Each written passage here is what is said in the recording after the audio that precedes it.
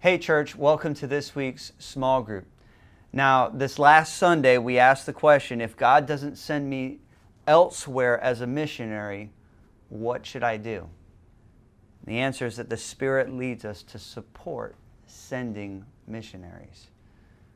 I hope each of you sees yourself as a missionary. Because every week I tell you that you're a missionary, but how would you define a missionary?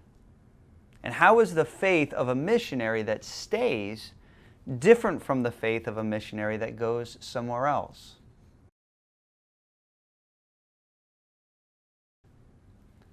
So you are a missionary because God has called you to share the gospel with other people.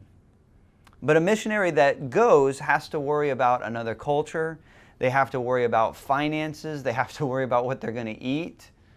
A lot of the things that we take for granted, they have to worry about. And so it takes this greater faith in many ways. Today we will read about the very first missionary. Read Acts chapter 13, verses 1 through 3. Who did the Holy Spirit speak to when sending the church's first missionaries? And when sending missionaries, is the missionary the only one that should hear from the Holy Spirit? Why or why not?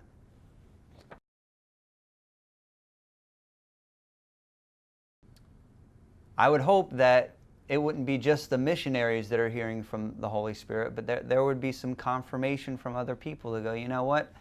I'm feeling like the Holy Spirit's leading you too.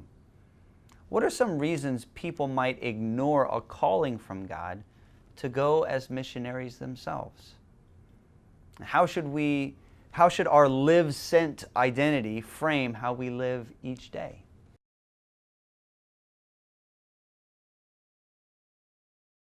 I think the most common excuses to ignore a calling from God is I don't have the time, I don't have the money, or I'm not the right person. That might be true if the Holy Spirit's not calling you.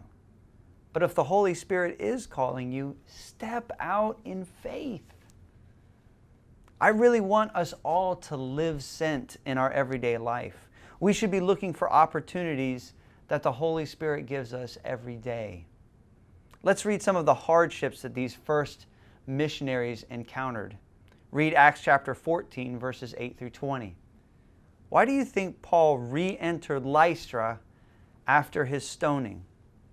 And how do you think Paul's bravery inspired the Christians that were with him?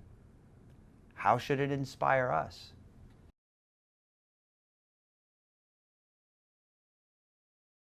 I don't know about you, but watching Paul walk right back into the very city where he was just attacked, that would have inspired the heck out of me. In fact, just reading the story inspires the heck out of me. What things would be difficult for you to surrender in order to live sent? And why?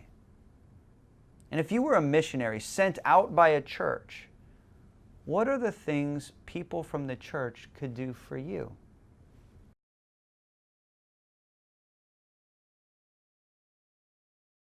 Read Acts chapter 14, verses 21 through 28. What do you think it was like for the church to hear the stories of Paul and Barnabas on their very first missions trip? And what are some ways you have been encouraged by someone else and you were able to act in faith?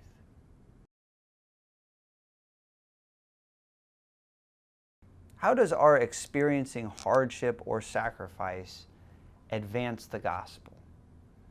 And after you finish that question, close in prayer. Ask God to give us the ability to support our missionaries, because the Spirit leads us to support sending missionaries.